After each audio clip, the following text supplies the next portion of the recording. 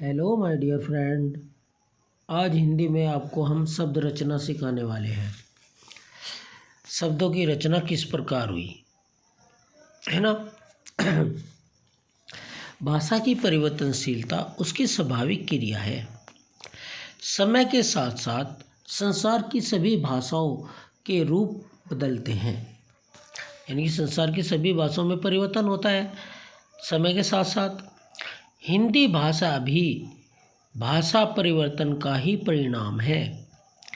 संस्कृत के अनेक शब्द पाली, प्राकृत और अपभ्रंश से होते हुए हिंदी में आए। इनमें कुछ शब्द जो के तो अपने मूल रूप में है और कुछ देश काल के प्रभाव के कारण विकृत हो गए हैं।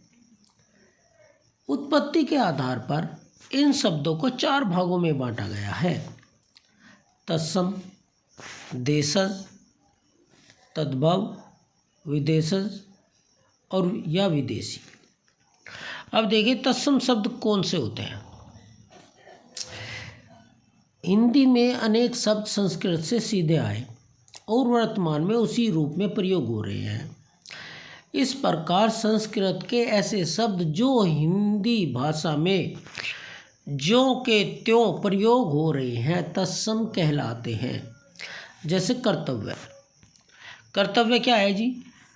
एक संस्कृत भाषा का शब्द है ना, तो ये तत्सम है, ये हिंदी में आ गया।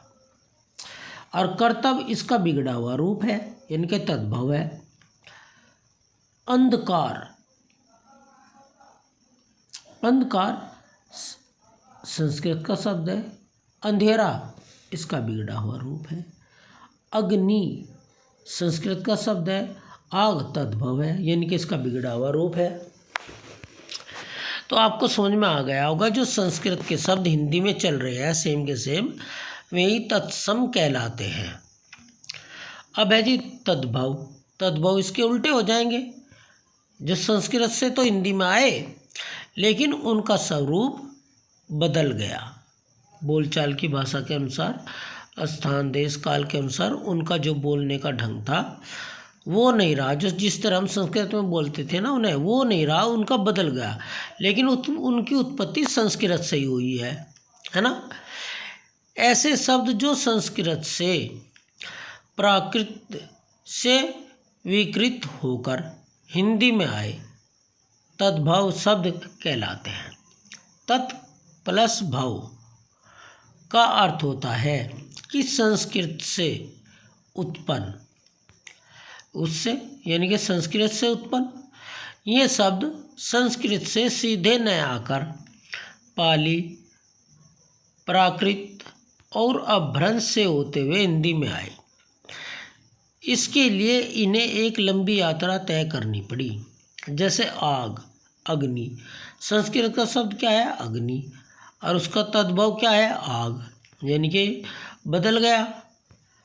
पुष्प क्या है? संस्कृत का शब्द है, लेकिन ये फूल बन गया, है ना। चौथा तद्भव है, और सही क्या था? संस्कृत का शब्द चतुर्थ। तो जो शब्द संस्कृत के से उत्पन्न तो हुए लेकिन उनका स्वरूप बदल गया हो तो वही तद्भव कहलाते हैं।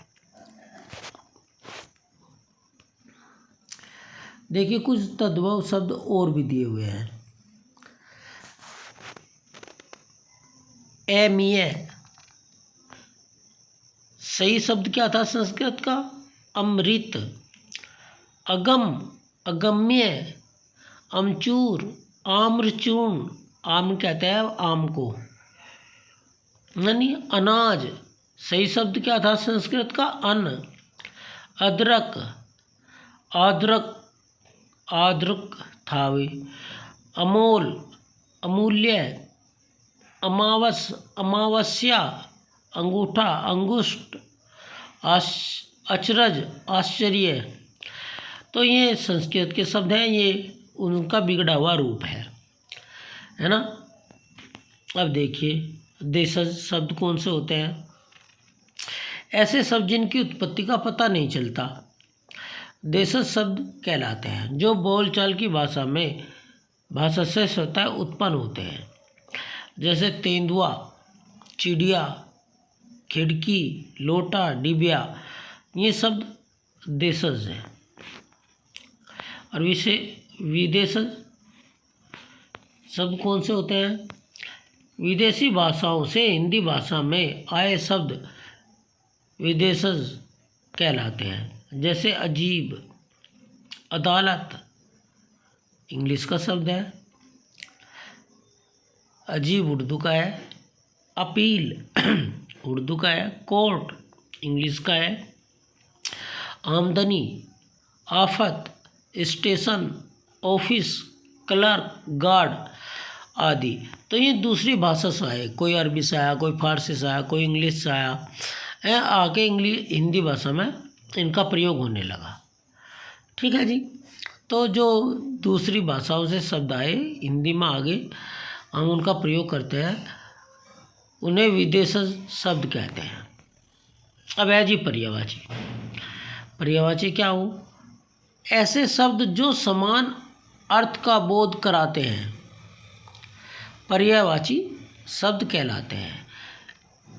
इन्हें समानार्थी शब्द भी कहते हैं। हिंदी के पर्यायवाची शब्द अधिकांशतः संस्कृत के तत्सम शब्द हैं जो हिंदी में यथावत ग्रहण कर लिए गए हैं। जैसे पर्यायवाची शब्द भाई इनके क्वेश्चन में भी आएंगे, जैसा कि आपको दे दिया ये अंक है, चिन्ह, निशान, प्रतीक, पहचान। तो आपको ये 3 ऑप्शन दे दिए, एक अलग सा ऑप्शन दे दिया, रंक दे दिया। तो आपसे पूछ लिया गया कि ऐसा शब्द बताओ जो अंक का पर्यायवाची नहीं है। तो अगर आपने ये सारे याद कर रखे तो आप बता देंगे रंक नहीं है। अगर आपके याद नहीं है तो आप नहीं बता पाएंगे। अंग, वपु, देह, गात, तन, शरीर, अग्नि, पावक, ज्वाला, आग, अनल, अचल है, गिरी, शैल, नग, महीधर, आदिर, अमृत, सुधा, अमीय, सोम, पीयूष, अमी, अरुण के, सूर्य, भास्कर, दिवाकर, दिनकर, अस्के, हेय, तुरंग, घोड़ा, बाजी, सेंधुए, घोटक, असुर के, रजनीचर, दानव, राक्षस, निशाचर, दैत्य, अतिथि के, पाहुना, मेहमान, अभ्यागत, आगंतुक, अहंकार का, दम, घमंड, दर्प, अभिमान, अर्जुन, गांडीवधारी, गुंडाकेश, पार्थ, भारत, धनंजय, आँख के, नेत्र, नयन, लोचन, दीर्घ, चक्षु, आंगन के, अंगना, एजिर, प्रांगण, शहर, आंचल के, पल्ला, छोर, दामन, कोना, कोर, आंसू के, असुर, नयन, जल,